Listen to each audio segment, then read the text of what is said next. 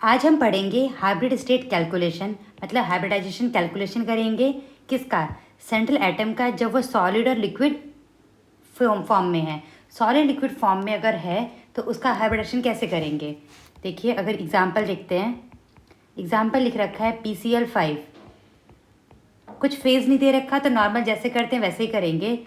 PCl5 अगर gas है, इसका हाइब्रिडाइजेशन हम कैसे सीखे थे, हम लोग सीखे थे फॉस्फोरस लिखेंगे, 5 वैलेंस इलेक्ट्रॉन और 5 क्लोरीन है इसके, तो क्या हो गया इसमें, कितने सिग्मा बॉन्ड हो गए 5, लोन पेयर 0, समीशन आया 5, मतलब हाइब्रिडाइजेशन है इसका sp3d।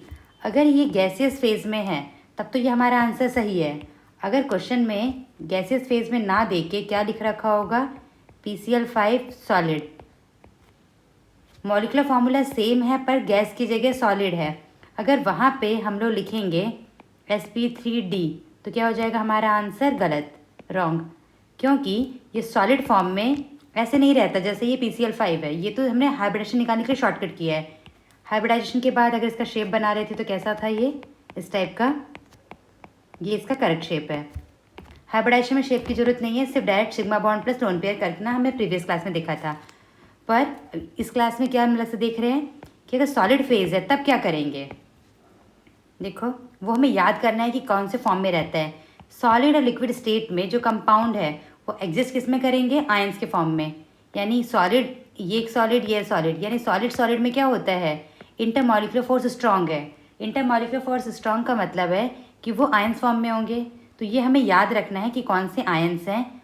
क्वेश्चन में दे रखा है PCl5 सॉलिड, अगर सॉलिड है तो क्या करेंगे, हमें याद रखना पड़ेगा PCl4 पॉजिटिव है, यानी कैटायन वाला पार्ट है, ये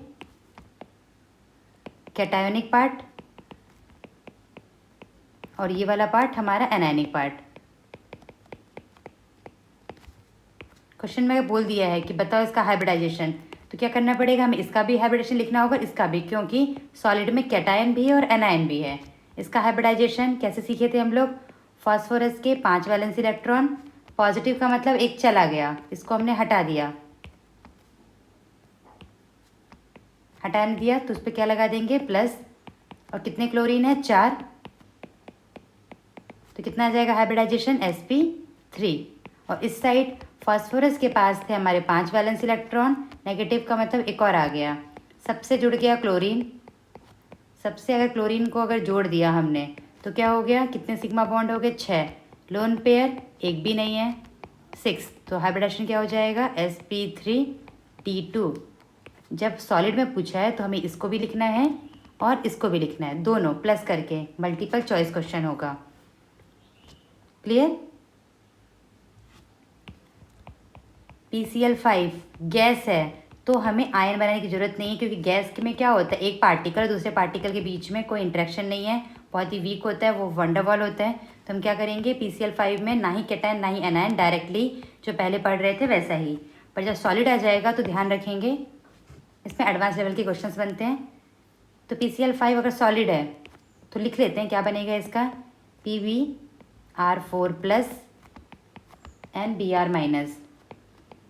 मोस्टली जो इम्पॉर्टेंट है वो इम्पॉर्टेंट कौन सा वाला पार्ट है, PCl5, ये वाला पार्ट इम्पॉर्टेंट है। अगर ज़्यादा याद नहीं रख पा रहे हैं तो इसको याद रखेंगे, एक याद रखने से भी काम चल जाएगा, क्योंकि क्वेश्चन उसी पे बनेंगे। फिर भी हम आगे और लिख लेते हैं, जितने क्वेश्चन बनने की प्रोबेबिलिटी होती है उससे हम एक स्टेप ज़्यादा पढ़ते हैं। PF5 आयोडीन है, सॉलिड है, तो भी क्या होगा ये, 4 प्लस Ni माइनस, क्योंकि इसमें फॉस्फोरस 6 फ्लोरीन को नहीं लगा सकता, स्टेरिक फैक्टर हो जाएगा, 6 आयोडीन को नहीं, तो ये वाला कैटायन एनायन इस वाले फॉर्म में रहेंगे। DXeF6 सॉलिड फेज है, F5 प्लस NF माइनस, ई वाला पार्ट I2Cl6 अगर ये लिक्विड है, लिक्विड में भी कुछ ना कुछ कैटायन एनायन के फॉर्म में भी रहते हैं, ये रहा इसका कैटायन एनायन का मैं फॉर्म बता रही हूँ। हाइब्रिडाइजेशन हम प्रीवियस क्लास में देख चुके हैं, तो आप डायरेक्टली लिख सकते हैं Cl2O6 अगर ये वाला पार्ट सॉलिड में है, सॉलिड है तो क्या लिखेंगे इसको, ClO2 प्लस और यहाँ पे ClO4 माइनस, N2O4 कौन सा पार्ट होगा ये, NO plus N NO3 minus, N2O5 nitrogen के ऑक्साइड्स हैं ये, NO2 प्लस होगा और दूसरा क्या होगा एनायनिक पार्ट NO3 माइनस। जब पूछा जाएगा NO2 का बताओ तो आपको दोनों बताने हैं। 3I2 सॉलिड क्या बनाएंगे, I3 plus and I3 minus. I3 minus का अलग से बताएंगे, I3 प्लस का अलग से बताएंगे, तो मल्टीपल चॉइस होगा तो दोनों ऑप्शन को टिक करेंगे। क्लियर? Thank you.